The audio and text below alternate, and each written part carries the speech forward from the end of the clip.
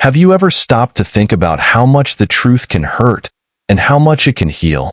In Chapter 2 of Can't Hurt Me, David Goggins doesn't sugarcoat it. Facing the truth about yourself is uncomfortable, even painful, but it's the only way to grow. This chapter is a wake-up call for anyone stuck in a cycle of excuses or denial. Goggins shows us how confronting the lies we tell ourselves can shatter the limits we thought were unbreakable. He dives into the power of brutal honesty, the courage it takes to own your failures, and how this process transforms pain into progress. If you're tired of feeling stuck and ready to take full accountability for your life, this chapter is exactly what you need. Let's explore why the truth hurts and why it's the best gift you can give yourself. Welcome to Book Summary, where you can unlock the power of books in minutes, not months. Get the key insights, chapter by chapter, and start learning smarter, not harder. Let's begin. Chapter 2 of Can't Hurt Me by David Goggins, titled Truth Hurts, dives deep into a painful but transformative reality: the need for brutal self-honesty to achieve personal growth. Goggins doesn't sugarcoat it. Facing your flaws, acknowledging past failures, and recognizing the stories we tell ourselves can be an excruciating process. But he argues it's the only way to make real progress. In this chapter, Goggins shares his own raw experiences, starting with a difficult childhood shaped by poverty, racial prejudice, and an abusive father. These early hardships could have easily defined his life, and for a long time, they did. He describes himself as overweight, underachieving, and stuck in a cycle of self-pity and excuses. He was, as he puts it, living a lie. The turning point came when he decided to confront these uncomfortable truths head-on. He looked in the mirror and, instead of avoiding his flaws, he faced them with brutal honesty. This practice became a tool he called the accountability mirror.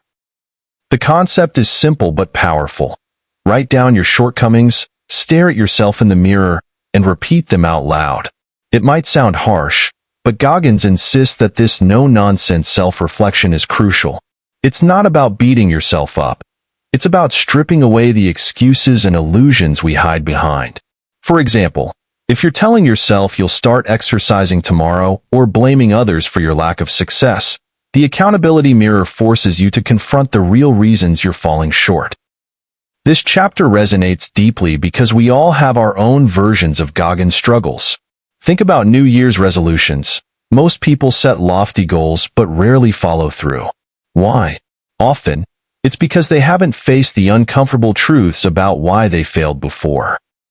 Maybe it's a lack of discipline, fear of failure, or simply not being willing to sacrifice comfort for progress.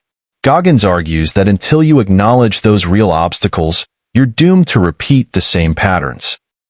He also touches on the importance of owning your story without letting it define you. Goggins didn't deny his past. He used it as fuel. This is a crucial takeaway. The facts of your life are real, but they don't have to be your destiny.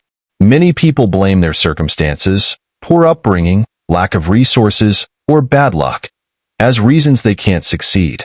Goggins doesn't dismiss these challenges, but he believes they can be overcome with relentless self-honesty and hard work.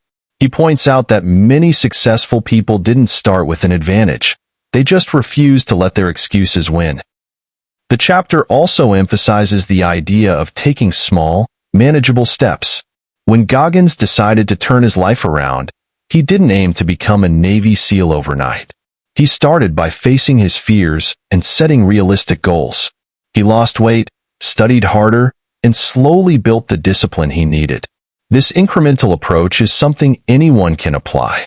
Whether you're trying to lose weight, improve your career, or mend relationships, the first step is facing the truth about where you are now and why. Real-world examples of this kind of transformation are everywhere. Consider someone like J.K. Rowling, who faced rejection after rejection before Harry Potter became a phenomenon. She could have blamed the publishing industry or given up, but instead, she faced the hard truth. She needed to keep improving and pushing forward. Or look at athletes who miss a shot or lose a game. The best ones don't blame the referees or make excuses. They analyze their performance, face their mistakes, and use those lessons to get better. One of the most impactful takeaways from Truth Hurts is that self-reflection isn't a one-time thing. It's an ongoing process. Goggins didn't just face the truth once and then coast on that revelation. He made it a daily practice. Every day, he looked in the mirror and held himself accountable. This consistency is key because self-deception is sneaky. It's easy to slide back into old habits and comforting lies if you're not vigilant. So, what can you take away from this chapter? First, don't be afraid of the truth. It's your greatest tool for growth. Second, own your story, but don't let it own you. And finally, progress comes from small, honest steps, taken consistently.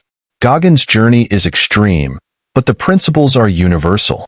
Whether you're trying to break a bad habit, chase a dream, or simply become a better version of yourself, it all starts with looking in the mirror and facing the truth, no matter how uncomfortable it might be. After all, as Goggins reminds us, the truth hurts, but it can also set you free.